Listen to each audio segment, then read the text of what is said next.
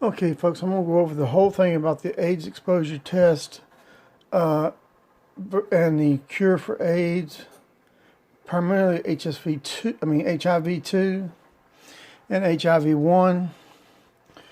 I noticed that the CDC, when they did a study of studies like I'm doing here, that was done over time, that they said it was inconclusive, and I'm going to show you why they determined it was inconclusive and why they were wrong, because I failed to notice one particular thing, and that is there's two types of hive. There's hive 2 and there's hive 1, and it has different rules to follow. So here we go. Reference for the original hive HSV study from the University of Washington. 89% of hive patients had HSV groin sores. Avert.org if you want any information concerning infection rates worldwide. Who's study on HSV, both 2003 and 2012. Notice how far they went down for both women and men. It went from 66.7 for both to 31% for HSV. And this is very important when it comes to this cure system down here. The groin sores are high risk of AIDS exposure. That's primarily through HIV2. Then, of course, the PEP treatment, if partner has groin sores, go to ER within 48 hours. This can cure you. If you last more than 70, if you wait to 72 hours, it's only 66% effective. Then after that, it's virtually useless. So you got to get there as soon as you can. This is like cancer. The quicker you start treatment, the better your prognosis is. Okay, up here we have Swaziland from the internet. 27% have hive rate in 2014. 31% have HSV rate in 2012. Major drop since 2010.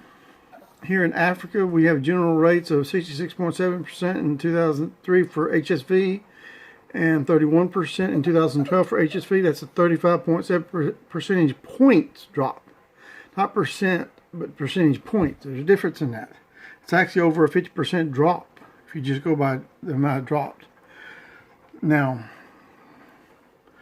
let's go ahead and with Swaziland. Swaziland here, 27% times that 90% over here from the University of Washington comes to 24%. Have both HSV and HIV.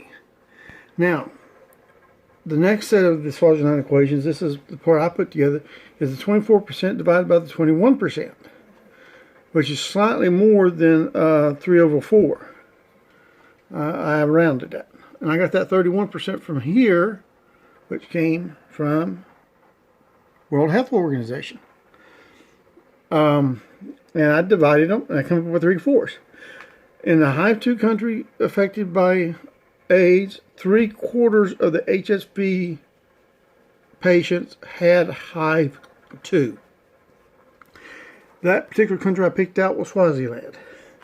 Now, let's go up here to the United States. Black males rate 0.6% AIDS. Black male rate HSV just under 50%. Black male infection rate 1 in 2. That's new. Now we go down here, and you see it's figured it out for the black male rate potential spread. 45% times that 90% from up here comes into 40%. Could catch AIDS. But look at what I'm about to show you. This makes a lot of, this is why the CDC's study of studies was inconclusive. U.S. black males, 0.6% age rate times the 90 is 0.53%. Yes, she is right there. Was she outside all day? Yeah, she was.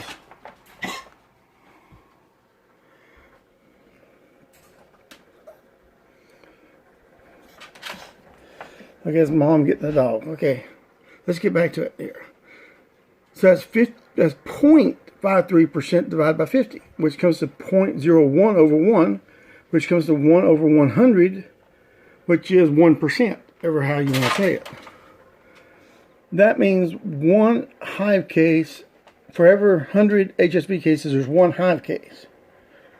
But with hive 2, it was 3 hive cases for every 4 HSV cases. Well, I kind of said that wrong, because I really said that wrong there. I should have said, of 4 HSV cases, 3 of them had a hive 2.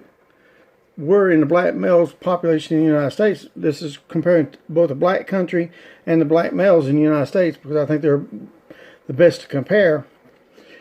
They have 1%, or 1 in 100, that have HSV. 100 people have HSV. Only one of them has hive. And it happens to be hive 1 for the most part.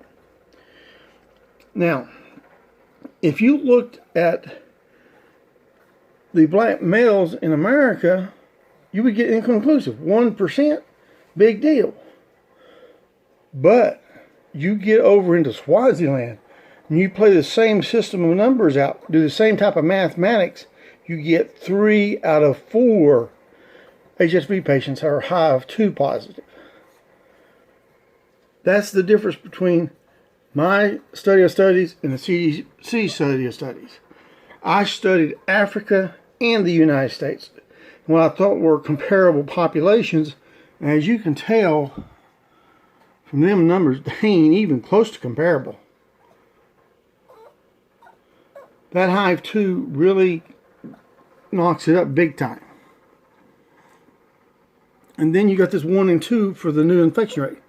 The main group in the United States that's still growing is black males as far as infections of new hive cases. I just hope that ain't hive 2 coming to America.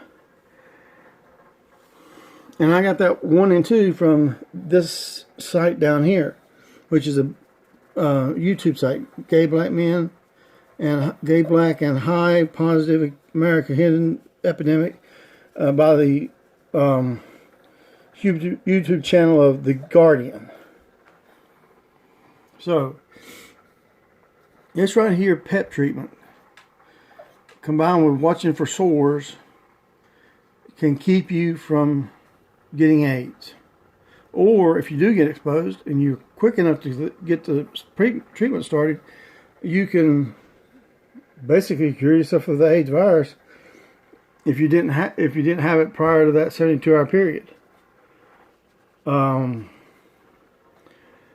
that's basically it. That's the difference between my conclusive argument on my studies versus the inconclusive study of studies done by the CDC. I mean, that 1 in 100, I would have considered that inconclusive as well. But when I do that same study, the same type of mathematics and everything on Swaziland, folks, I get 3 over 4. That's 75% of the HSV patients have hive 2. And note, there's 2 different hive viruses there. It's got to have something to do with the type of hive virus and how it spreads. Well, that's what I wanted to say. Thomas Willis out here. Have a good one.